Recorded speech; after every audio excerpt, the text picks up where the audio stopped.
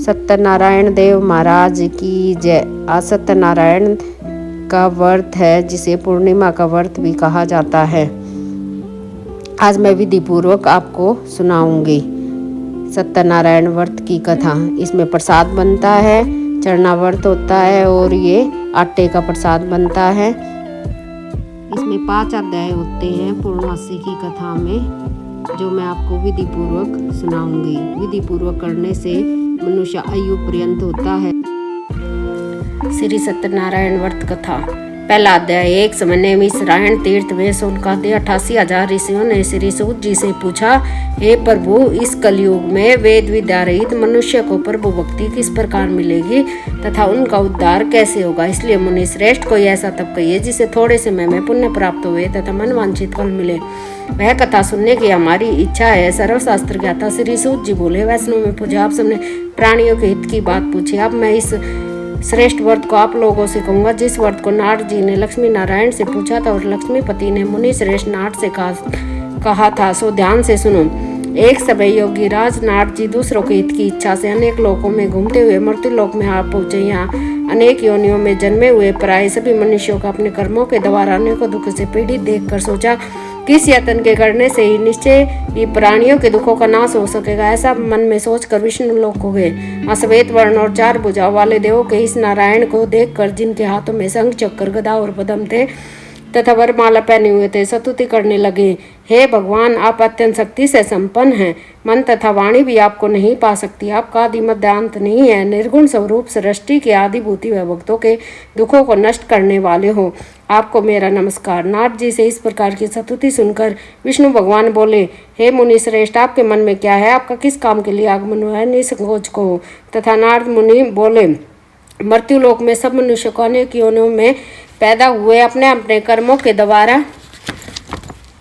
अनेक प्रकार के दुखों से दुखी हो रहे। नाथ, मुझ पर दया रखते हो तो बतलाई कि उन मनुष्य के सब दुख थोड़े ही प्रयत्न से कैसे दूर हो सके। श्री भगवान जी बोले, हे नारद, मनुष्य की भलाई के लिए तुमने बहुत अच्छी बात पूछी है। जिस काम के करने से मनुष्य मोह से छूट जाता है वह मैं कहता हूँ, सुनो। बहुत पुण्य का देने वाला स्वर्ग तथा मृत्युलोक दोनों में दुर्लभ एक उत्तम व्रत आज मैं प्रेमवश होकर तुमसे कहता हूँ।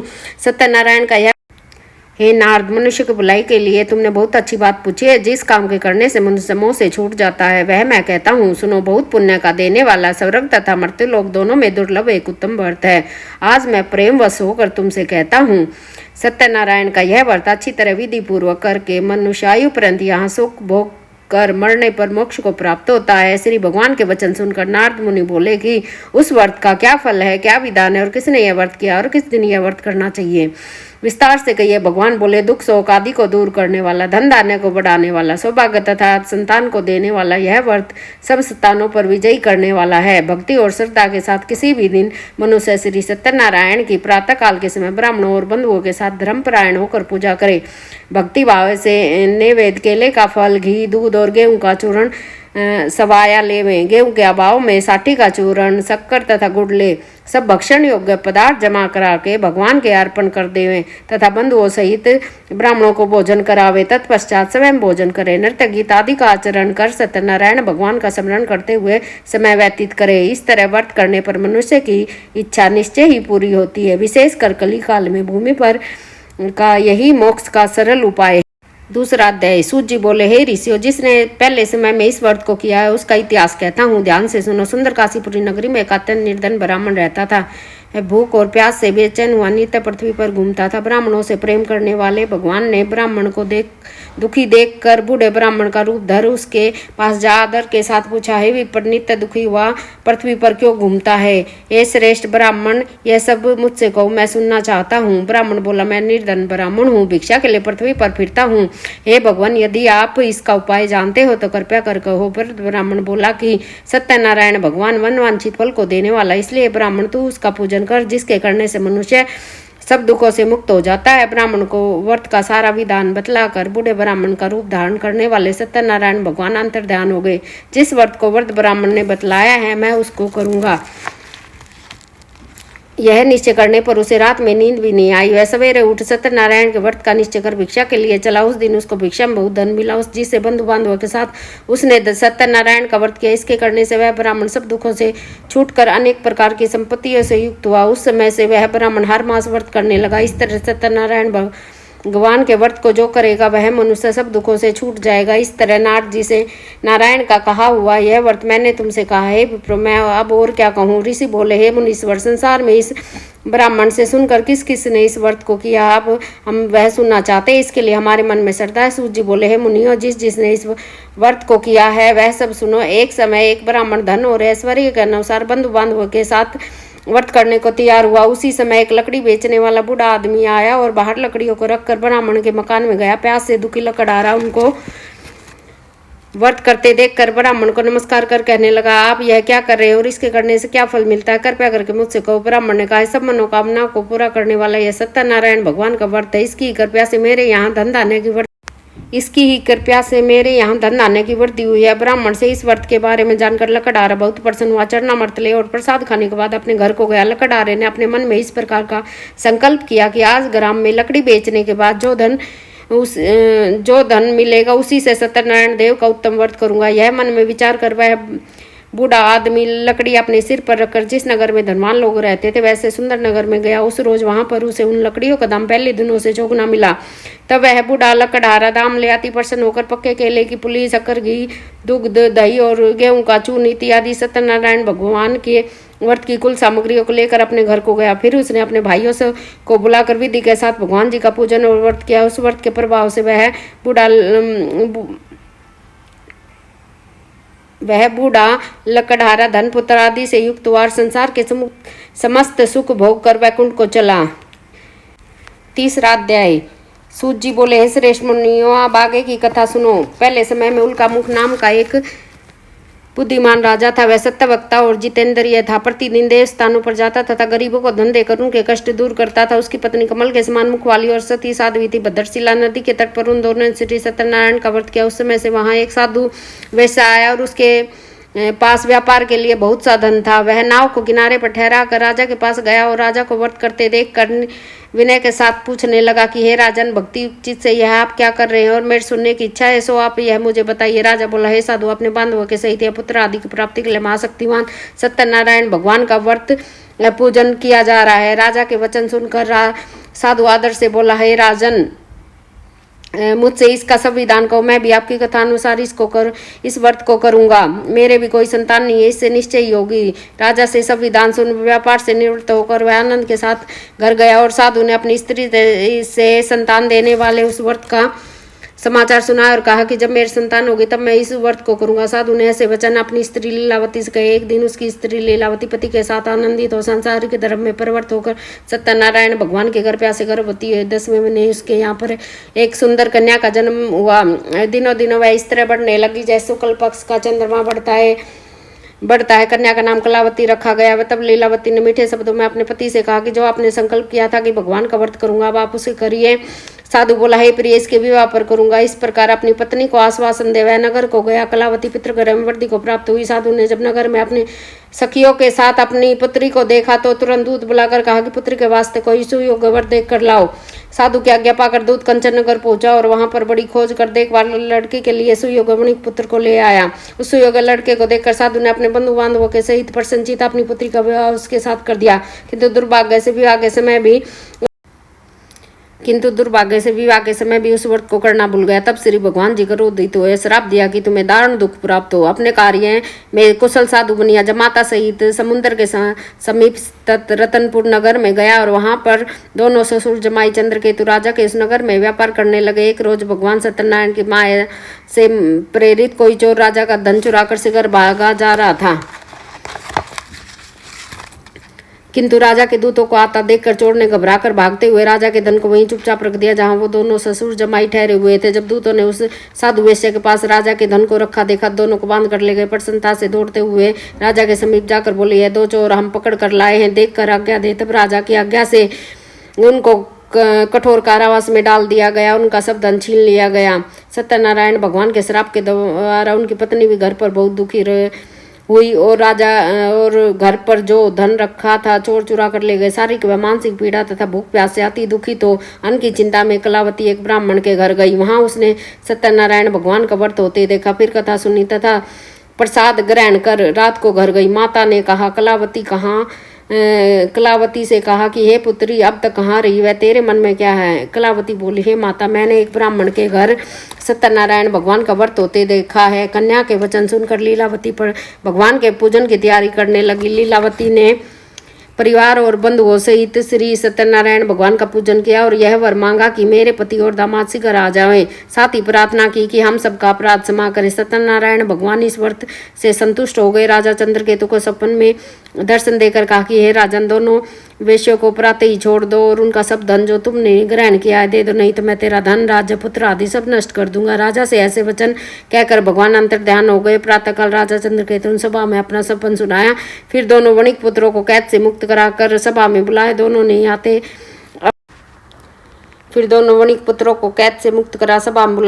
आते ही राजा को नमस्कार किया। राजा मीठे वचनों से बोला, हे महानुभाव, भाविवश ऐसा कठिन दुख प्राप्त हुआ, अब तुम्हें कोई भय नहीं है। ऐसा कहकर राजा ने उनको नए नए वस्त्राभूषण पहनाए तथा उनका जितना धन लिया था उससे दुगना धन देकर आदर सहित विदा किया। दोनों वेश्या अपने घर को चल दिए। चौथा अध्याय। सूत जी बोले, वेश्या ने मंगलाचार करके यात्रा आरंभ की और अपने नगर को चल दिए। उनके थोड़ी दूर निकलने पर दंडी वेशधारी सत्यनारायण से उनसे पूछा, हे साधु, तेरे नाम में क्या है। अभिमानी वणिक पुत्र हंसता हुआ बोला, हे दंडी, आप क्यों पूछ रहे हैं, क्या धन लेने की इच्छा है। मेरी नाव में तो बेल पत्ते आदि भरे हुए हैं। वेश्या का कठोर वचन सुनकर भगवान ने कहा, तुम्हारा वचन सत्य हो। दंडी ऐसा कहकर वहां से दूर चले गए और कुछ दूर जाकर समुद्र के किनारे बैठ गए। दंडी के जाने पर वेश्या ने नित्य क्रिया करने के बाद नाव को ऊंची उठी देखकर अचंभा किया और नाव में बेल पत्ते आदि देखकर मूर्छित हो जमीन पर गिर पड़ा। फिर मूर्छा खुलने पर अत्यंत शोक प्रकट करने लगा। तब उसका दामाद बोला कि आप शोक न करें, यह दंडी का श्राप है, अतः उनकी शरण में चलना चाहिए, तभी हमारी मनोकामना पूरी होगी। दामाद के वचन सुनकर साधु वणिक दंडी के पास पहुंचा और अत्यंत भक्ति भाव से नमस्कार करके बोला, हे भगवान, आपकी माया से मोहित ब्रह्मा आदि भी आपके रूप को नहीं जानते, तब मैं अज्ञानी कैसे जान सकता हूँ। आप प्रसन्न होइए, मैं सामर्थ्य के अनुसार आपकी पूजा करूंगा, मेरी रक्षा करो और पहले के समान नौका में धन भर दो। उसके भक्ति युक्त वचन सुनकर भगवान प्रसन्न हो गए और उसकी इच्छा अनुसार वर देकर अंतर ध्यान हो गए। तब उन्होंने नाव पर आकर देखा कि नाव धन से परिपूर्ण है। फिर वह भगवान सत्यनारायण का पूजा कर साथियों सहित अपने नगर को चल दिया। अब अपने नगर के निकट पहुंचा तब दूत को घर भेजा। दूत ने साधु के घर जाकर उसकी स्त्री को नमस्कार कहा कि साधु अपने दामाद सहित इस नगर के समीप आ गया। ऐसा वचन सुन साधु की स्त्री ने बड़े हर्ष के साथ सत्यदेव का पूजन कर पुत्री से कहा, साधु अपने दामाद सहित इस नगर के समीप आ गए। ऐसा वचन सुनकर साधु की स्त्री ने बड़े हर्ष के साथ सत्यदेव का पूजन कर पुत्री से कहा, मैं अपने पति के दर्शन को जाती हूँ, तो कार्य को पूर्ण करके शीघ्र आना। माता के ऐसे वचन सुनकर कलावती प्रसाद छोड़कर पति के पास चली गई। प्रसाद की अवज्ञा के कारण सत्यदेव रुष्ट हो गए। उसके पति को नाव सहित पानी में डुबो दिया। कलावती अपने पति को न देखकर रोती हुई जमीन पर गिर पड़ी। इस तरह नौका को डूबा हुआ कन्या को रोता हुआ देख साधु दुखी तो बोला कि हे प्रभु, मुझसे या मेरे परिवार से जो भूल है उसे क्षमा करें। उसके दीन वचन सुनकर सत्यदेव प्रसन्न हो गए और आकाशवाणी हो गई, हे साधु, तेरी कन्या मेरे प्रसाद को छोड़कर आई, इसलिए इसका पति अदृश्य हुआ है। यदि वह घर जाकर प्रसाद खाकर लौटे तो उसे पति अवश्य मिलेगा। ऐसी आकाशवाणी सुनकर कलावती घर पहुंची कर प्रसाद खाया और फिर आकर पति के दर्शन किए। तत्पश्चात साधु ने बंधु बांधवों सहित सत्यदेव का विधि पूर्वक पूजन किया। उस दिन से वह प्रत्येक पूर्णिमा को सत्यनारायण भगवान का पूजन एवं कथा करने लगा। फिर इस लोक का सुख भोग कर अंत में स्वर्ग लोक को गया। 5वां अध्याय। सूत जी बोले, हे ऋषियों, मैं और भी कथा कहता हूँ, सुनो। प्रजापालनी में तुंग भजन नाम का एक राजा था। उसने भी भगवान का प्रसाद त्याग कर बहुत दुख पाया था। एक समय वन में जाकर वन्य पशुओं को मारकर बड़ के पेड़ के नीचे आया और वहां उसने ग्वालों को भक्ति भाव से बांधवों सहित सत्यनारायण का पूजन करते देखा। राजा देखकर अभिमानवश वहां नहीं गया और न ही नमस्कार किया। जब ग्वालों ने भगवान का प्रसाद उसके सामने रखा तो वह प्रसाद को त्याग कर अपनी सुंदर नगरी को चला। वहीं उसने अपना सब कुछ नष्ट पाया। वह जान गए सब कुछ भगवान ने किया है। तब वह विश्वास कर ग्वालों के समीप गया और विधि पूर्वक पूजन कर प्रसाद खाया और सत्यदेव की कृपा से पहले जैसा था वैसा ही हो गया। फिर दीर्घ काल तक सुख भोग कर मरने पर स्वर्गलोक को गया। जो मनुष्य इस परम दुर्लभ व्रत को करेगा भगवान की कृपा से उसे धन धान्य की प्राप्ति होती है, निर्धन नहीं होता, बंदी बंधन से मुक्त होकर निर्भय हो जाता है, संतानहीनों को संतान प्राप्त होती है तथा सब मनोरथ पूर्ण होकर अंत में वैकुंठ धाम को जाता है। जिन्होंने पहले समय में इस व्रत को किया है अब उनके दूसरे जन्म की कथा कहता हूँ। व्रत सत्तानंद ब्राह्मण ने सुदामा का जन्म लेकर मोक्ष को प्राप्त किया। उल्का मुख नाम का राजा दशरथ होकर वैकुंठ को प्राप्त हुआ। साधु नाम के वेश्य ने मोर ध्वज बनकर अपने पुत्र को आरे से चीर कर मोक्ष को प्राप्त किया। महाराज तुंग ध्वज ने स्वयंभू होकर भगवान में भक्ति युक्त कर्म कर मोक्ष को प्राप्त किया। इति श्री सत्यनारायण व्रत कथायाम संपूर्णम। बोलिए सत्यनारायण भगवान की जय। गणपति की आरती। जय गणेश जय गणेश जय गणेश देवा। माता जाकी पार्वती पिता महादेवा। एक दंत दयावंत चार भुजाधारी। मस्तक तिलक सोए मुझसे की सवारी। जय गणेश जय गणेश जय गणेश देवा। माता जाकी पार्वती पिता महादेव। पान चढ़े फूल चढ़े और चढ़े मेवा। लडवन का भोग लगे संत करे से। जय गणेश जय गणेश जय गणेश देवा। माता जाकी पार्वती पिता महादेवा। अंधे को आँख दे तो कोड़ियन को काया। बांझन को पुत्र दे तो निर्धन को माया। जय गणेश जय गणेश देवा। माता जाकी पार्वती पिता महादेवा। चंद्रमा सी शांत सूरज कैसा चेहरा। गोरा जी के पुत्र कहियो संत करेंगे सेवा। जय गणेश जय गणेश देवा। माता जाकी पार्वती पिता देवा। दीनन की लाज रखो शंभु सुतवारी। कामना को पूर्ण करो जाऊं बलिहारी। जय गणेश जय गणेश देवा। माता जाकी पार्वती पिता महादेवा। सूर श्याम शरण आए सफल कीजे सेवा। देवों के देवोर पुत्र। श्री सत्यनारायण जी की आरती।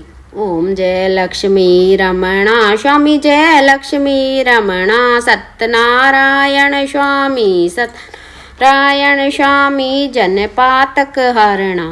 ओम जय लक्ष्मी रमणा। रतन जड़ित सिंहासन अद्भुत छवि राजेश। अद्भुत छवि राजे। नारद करत निरंतर घंटा ध्वनि बाजे। ओम जय लक्ष्मी रमणा। प्रकट भये कलि कारण द्विज को दरस दियो। स्वामी द्विज को दरस दियो। बूढ़ा ब्राह्मण बन कर कंचन महल कियो। ओम लक्ष्मी रमणा। दुर्बल भील कराल जिन पर कृपया करी। शमी जिन पर कृपया करी। चंद्रचूड़ एक राजा तिन की विपत्ति हारी। ओम जय लक्ष्मी रमणा। वेश्य मनोरथ पायो सरदा तज दीनी। शमी सरदा तज दीनी। सो फल भोग प्रभु जी फेर सतुति कीनी। ओम जय लक्ष्मी रमणा। भाव भक्ति के कारण छिन छिन रूप धर्यो। शमी छिन छिन रूप धर्यो। सरदा धारण कीनी। सरदा धारण किन्ही तिनको काज सरयो। ओम जय लक्ष्मी रमणा। ग्वाल संग राजा वन में भक्ति करी। शमी भक्ति करी मन वांछित फल दीनो। दीन दयाल हरि। ओम जय लक्ष्मी रमणा। चढ़त प्रसाद सवायो कदली फल मेवा। शमी फल मेवा। धूप दीप तुलसी से राजी सतदेवा। ओम जय लक्ष्मी रमणा। श्री सत्यनारायण जी की आरती जो कोई नर गावे। शमी प्रेम सहित गावे। कहत शिवानंद स्वामी कहत हरि हर्ष मन वांछित फल पावे। ओम जय लक्ष्मी रमणा।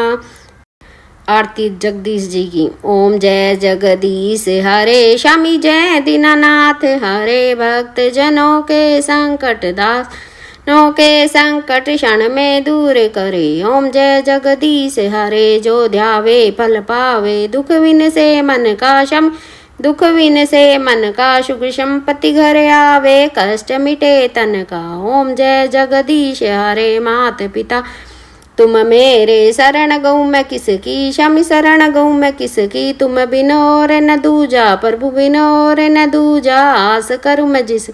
ओम जय जगदीश हरे, तुम पूर्ण परमात्मा, तुम अंतर्यामी, स्वामी तुम अंतर्यामी, पार ब्रह्म परमेश्वर तुम सबके स्वामी। ओम जय जगदीश हरे, तुम करुणा के सागर, तुम पालन करता, स्वामी तुम पालन करता, मैं मूर्ख कल कामी, मैं सेवक तुम स्वामी, कृपया करो भरता। ओम जगदीश हरे, तुम होएगा गोचर सबके प्राणपति, स्वामी के प्राणपति, किस विध मिलूं दया में, कैसे आऊं शरण में तुमको मैं कुमति। ओम जय जगदीश हरे, दीन बंधु दुख हरता, तुम रक्षक मेरे, तुम रक्षक मेरे, करुणा हस्त उठाओ, द्वार पड़म तेरे। ओम जय जगदीश हरे, विषय विकार मिटाओ, पाप हरो देवा, कष्ट हरो देवा, श्रद्धा भक्ति बढ़ाओ, श्रद्धा प्रेम बढ़ाओ, संतन की सेवा। ओम जय जगदीश हरे, श्री जगदीश जी की आरती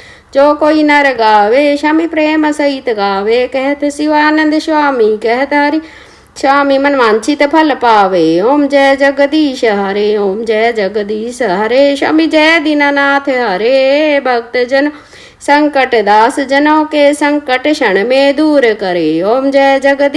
अगर आपको मेरा चैनल पसंद आए तो इसे लाइक करें, कमेंट करें, शेयर करें, सब्सक्राइब करें और मेरे चैनल के साथ जुड़े रहें। जय माता दी।